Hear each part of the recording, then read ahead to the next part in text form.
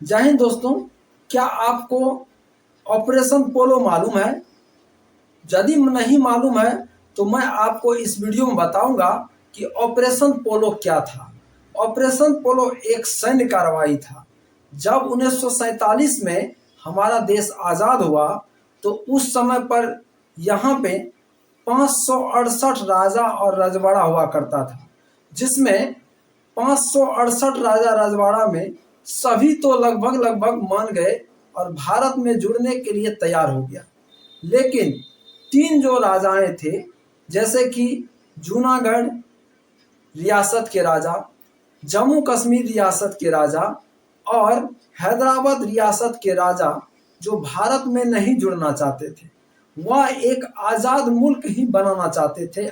उसी के संदर्भ में जो हैदराबाद में भारत की ओर से सैन्य कार्रवाई किया गया, जिसे ऑपरेशन पोलो के नाम से हम लोग जानते हैं।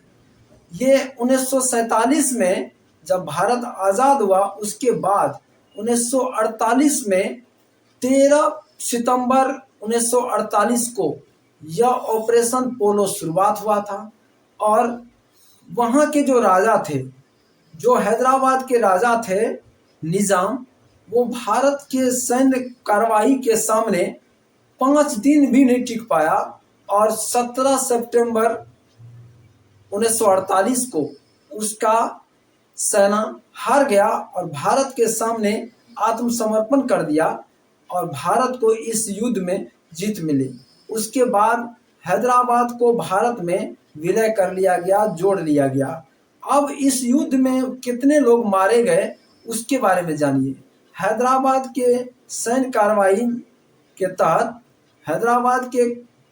तहत उनका कहना था कि कम लोग मारे गए, कम सेना मारे गए हैदराबाद के, जबकि 807 जो है लगभग 800 से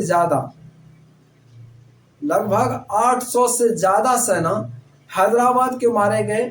जबकि भारत की ओर से जो सैन्य कार्रवाई किया गया, जिसमें मात्र 66 सैनिक भारत के मरे और 90 से कुछ ज़्यादा सैनिक यहाँ पे घायल हुए थे।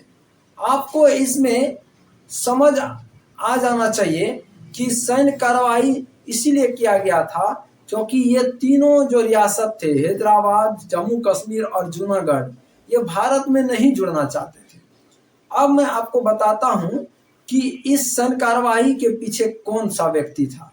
इस सैन्य कार्रवाई के पीछे जो व्यक्ति थे, उनका नाम है सरदार वल्लभ भाई पटेल। जब भारत